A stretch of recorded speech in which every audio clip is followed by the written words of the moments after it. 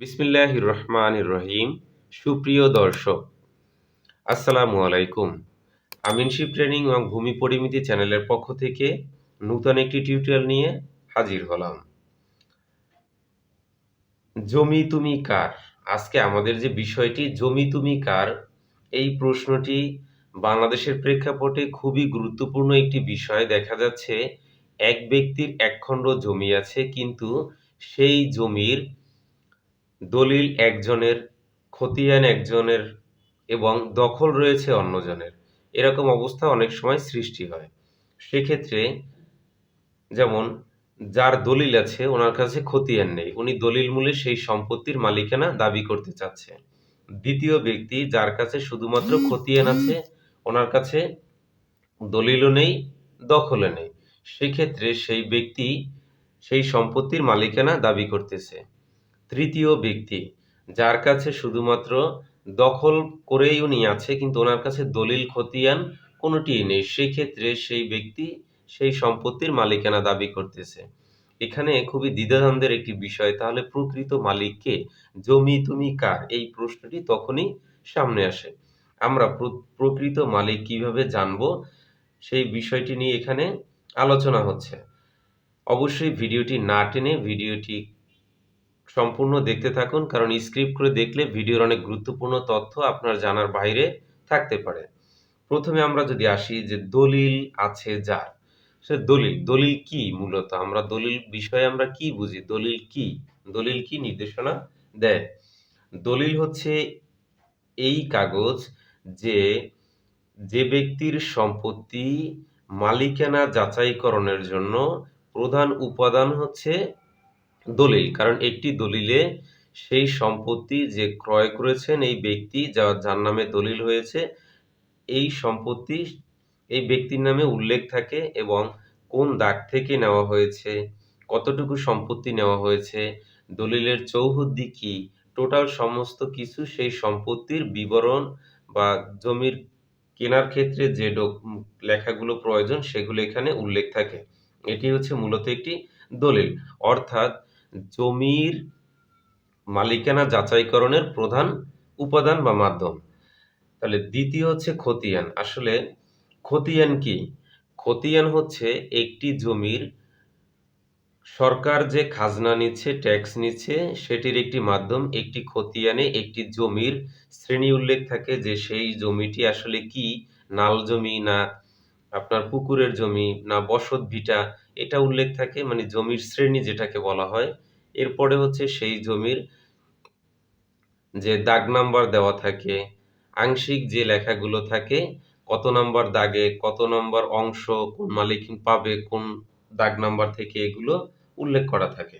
তাহলে খতিয়ান হচ্ছে মূলত সরকার থেকে যে খাজনা নেওয়া হচ্ছে সেটির একটি মাধ্যম, এবং জমির শ্রেণী বিষয়ক জানার জন্য প্রধান মাধ্যম হচ্ছে খতিয়ান। তাহলে প্রথম যে আমরা ছিলাম, দলিল যে ব্যক্তি আছে তার ভূমিকা কি হবে সেই সম্পত্তি মালিকানা দাবি করার ক্ষেত্রে?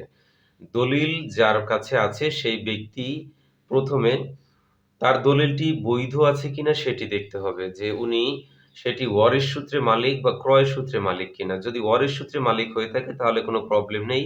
যদি ক্রয় সূত্রে মালিক হয়ে থাকে সেক্ষেত্রে অবশ্যই সে যার কাছ থেকে ক্রয় করেছে তার দলিল বৈধ ছিল কিনা এবং যিনি ক্রয় করেছেন তিনি বৈধ মালিক কিনা। যদি বৈধ মালিক হন তাহলে অবশ্যই সে যে ব্যক্তি দখলে আছে তাকে গিয়ে বলতে হবে, দেখেন ভাই, আপনি যে সম্পত্তি দখলে আছেন আপনার কাছে দলিল নেই, আমার কাছে সেই সম্পত্তির বাস্তব দলিল আছে এবং সেটি অরিজিনাল দলিল। সেক্ষেত্রে আপনি সম্পত্তি আমাকে বুঝিয়ে দেন, আমার সম্পত্তি।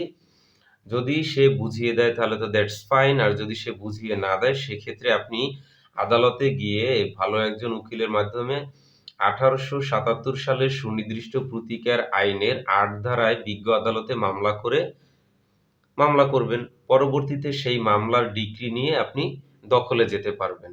এটি হচ্ছে যে ব্যক্তির দলিল আছে, যদি সে দলিল বৈধ হয় তাহলে। দ্বিতীয় হচ্ছে খতিয়ান আছে যে ব্যক্তির, সে ব্যক্তির কি করণীয়? খতিয়ান যে ব্যক্তি রয়েছেন, খতিয়ান সম্বন্ধে আমরা আলোচনা করেছি যে খতিয়ান মূলত জমির কি, জমির শ্রেণী এবং হচ্ছে সরকারি খাজনা নেওয়ার একটি মাধ্যম। তাহলে খতিয়ান যে ব্যক্তির আছে সে ব্যক্তির এই মালিকানা সত্ত্ব যাচাইয়ের ক্ষেত্রে কি ভূমিকা পালন করে? আসলে খতিয়ান কখনো একটি জমির মালিকানা যাচাইকরণের প্রধান মাধ্যম হয় না বা খতিয়ান দিয়ে মালিকানা পাওয়া যায় না, খুবই রেয়ার। সেক্ষেত্রে অবশ্যই খতিয়ান কি বা খতিয়ান দিয়ে মালিকানা যাচাই করতে গেলে সেই ব্যক্তির কি হয়? খতিয়ান দিয়ে মালিকানা যাচাই করার জন্য মালিকানা অনেক সময় পেয়ে থাকে, সেটি হচ্ছে খুবই কম।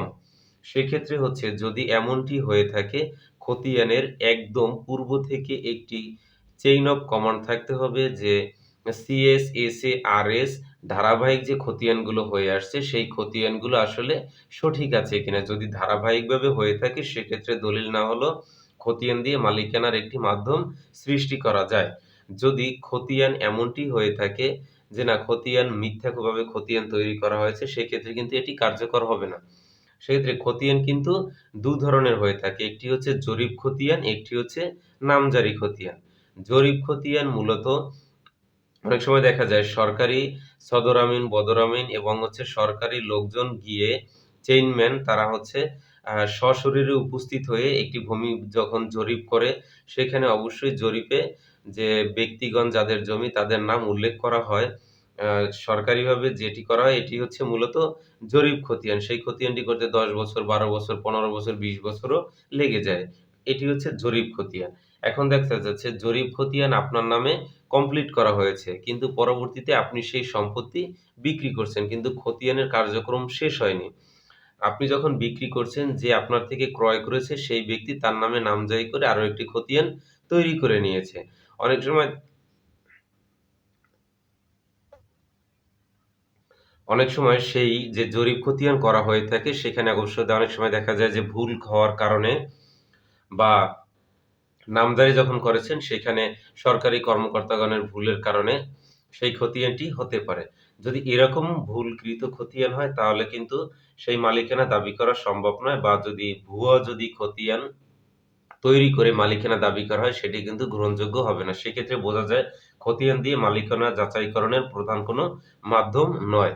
শুধুমাত্র যদি সিরিয়ালি যদি থাকে সিএস, এসএ, আরএস, বিএস এবং পর্যায়ক্রমে খতিয়ান যদি থাকে চেইন অফ কমান্ড সেক্ষেত্রে আপনি মালিকানা দাবি করতে পারবেন। পরবর্তীতে দখলে আছে যার। আসলে দখলে থেকেই তাহলে কি আর মালিকানা যাচাই করা যায়? হ্যাঁ, অবশ্যই যায়। তামাদি আইনে একটি আইন ছিল কালো অধ্যায়ের আইন। যদি সেই আইন থাকে যে এখানে যে ব্যক্তির দলিল আছে এবং যে ব্যক্তির খতিয়ান আছে। যে ব্যক্তির দলিল আছে তার খতিয়ান নাই, যার খতিয়ান আছে তার কাছে দলিল নেই। সেক্ষেত্রে ৩য় যে ব্যক্তি উনি যে দখলে থেকে মালিকানা প্রমাণ করতে চাচ্ছেন যে সে সেই সম্পত্তির মালিক। সেক্ষেত্রে দখলে থাকলেও সম্পত্তির মালিকানা দাবি করার একটি প্রধান মাধ্যম হচ্ছে যদি তিনি নির্দ্বিধায় নির্ভেজালে যে ব্যক্তির দলিল আছে এবং যে ব্যক্তির খতিয়ান আছে যদি এই ২ ব্যক্তি যে ব্যক্তি দখলে আছে তাকে যদি কোনো ঝামেলা বা কোনো প্রবলেম ছাড়া যদি সে ব্যক্তি একটানা ১২ বছর অতিক্রম করে সেই জমিতে কোনো আপত্তি ছাড়া যে কেউ কোনো সম্পত্তি দাবি করতেছে না, সেক্ষেত্রে কিন্তু সেই তামাদি আইনের কারণে সেই ১২ বছর জমি দখলে থাকার কারণে সে সেই সম্পত্তির মালিকানা দাবি করতে পারবে। সেক্ষেত্রে সে ১২ বছর কমপ্লিট হওয়ার পরে সে চাইলে সেই সম্পত্তি আদালতে যদি মামলা করে, সেক্ষেত্রে তিনি নিজের নামে কিন্তু নামজারি করে সেই সম্পত্তির মালিকানা দাবি করতে পারবে। আর যারা খতিয়ান বিষয়ে যদি খতিয়ান সংশোধন করতে যান, অনেক সময় যে খতিয়ান ভুল হয়ে থাকে, সেক্ষেত্রে খতিয়ান ভুল করার জন্য এটির জন্য কোনো নির্দিষ্ট নেই। সেক্ষেত্রে আপনি যেকোনো সময় গিয়ে এটির জন্য একটি মামলা করে আপনি খতিয়ান সংশোধন করতে পারেন। যদি ভিডিওটি ভালো লেগে থাকে অবশ্যই চ্যানেলটি সাবস্ক্রাইব করে পাশে থাকা বেল আইকনটি প্রেস করে রাখবেন পরবর্তী ভিডিও নোটিফিকেশন পেতে। অবশ্যই জানলেন তো আসলে জমি তুমি কার? দলিল আছে যার, না খতিয়ান আছে যার, না দখলে আছে যার? এই ৩ টি প্রবলেমেই যারা আছেন অবশ্যই আপনারা ভিডিওটি দেখে উপকৃত হতে পারবেন। আপনাদের গুরুত্বপূর্ণ মতামত আমার কমেন্ট বক্সে লিখে পাঠিয়ে দিন। আজকের মতো এখানেই বিদায় নিচ্ছি। আসসালামু আলাইকুম। আল্লাহ হাফেজ।